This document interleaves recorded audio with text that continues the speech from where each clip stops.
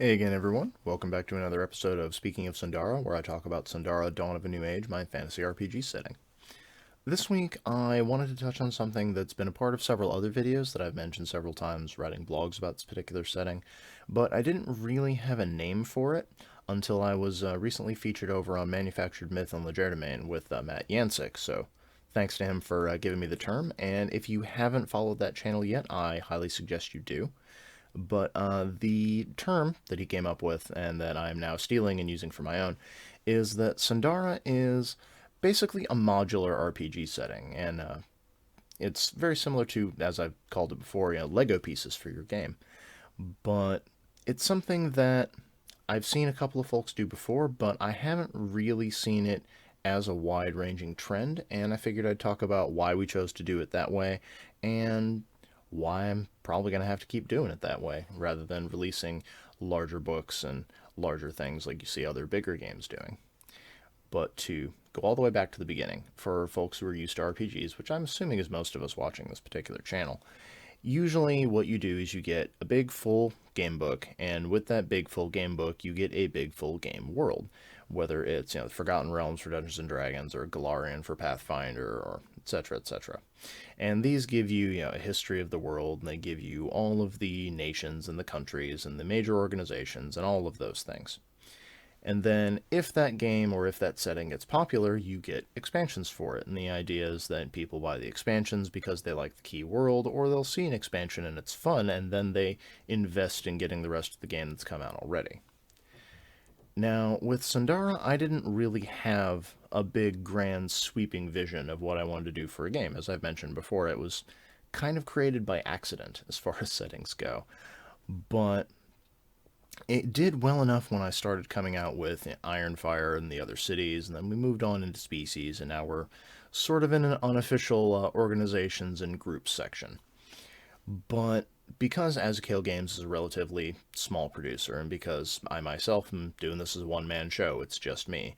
I don't have 3, 4 years to put together a huge game book to maybe sell 30 or 40 copies, and that's just not going to pay my rent. It's not a feasible business strategy. So what I did instead was I wanted to create unique set pieces, or little things that people could add to ongoing games they already had, or that would get them intrigued and would make them want to get more stuff for Sundara as it came out. And the more investment we had and the more interest we had, the more I could justify expanding the setting and doing more stuff with it. And as a practical concern, that's sort of worked. It hasn't gone gangbusters by any stretch of the imagination, but it's done well enough that it's warranted further expansion and further books coming out. As players and game masters, though, the advantage that you all have, if you chose to check out Sundara and see what I've been doing with it, is that because the pieces are meant to act as sort of standalones, this plays right into what I've seen a lot of game masters and a lot of players really invest in with RPGs in general, which is everyone likes homebrew settings. They like making their own games.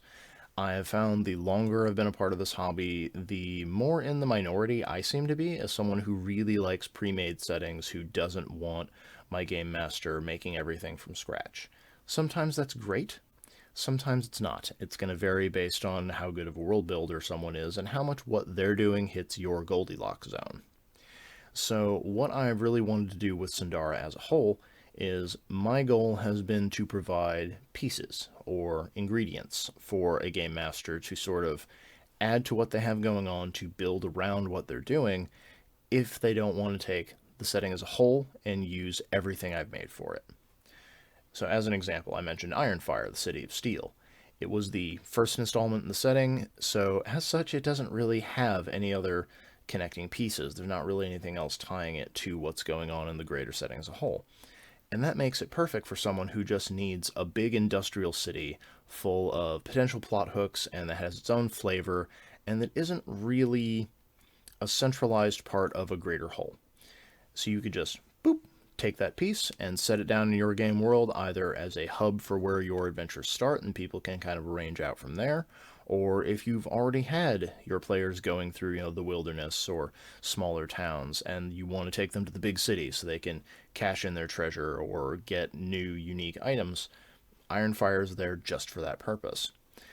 But at the same time, there are other things you could take from it and put into your setting. The species are a little detailed, but if there's just one particular part of them that you really like and you think is really cool and you want to put into your game, you can do that without making huge overhauling changes. A good example, since there's all of the drama going on right now, quote unquote drama, with Pathfinder getting rid of the drow. You could take the Malesis, which are my equivalent of the Dark Elves, which is sort of what you get if the Drow were also the Adams family. And you could just slip that right into your setting, and no problem. They'll fit right in, they'll give you expanded lore, expanded options for playing elves, but you don't have to take everything else in the elf book to make them work. You don't have to bring in all the other species books just for this one option to be playable and usable. And it's been kind of an experience designing things that way. Normally, I'm someone who likes to have a greater image of a whole before I start in on something. But this has been an interesting way of designing a setting, as for folks who have seen my Kickstarter that ended a little while ago, Army Men was something I did design in a more traditional way, so it had a full complete setting, I know the complete history, even if not all of it's in the base book. It had all the nations, all the religions, all the peoples, and it was very different from how I've been doing Sundara, and I don't think one is better than the other, but I think that they each have their own distinct advantages. And for anyone else who's curious about trying out this method for their own settings or their own products, I would recommend something that I've learned over the past few years doing Sundara content, which is if you're going to do a setting in a modular fashion, make sure that what you're doing is meant to be used piecemeal and you're not just releasing a greater whole chopped up into DLC.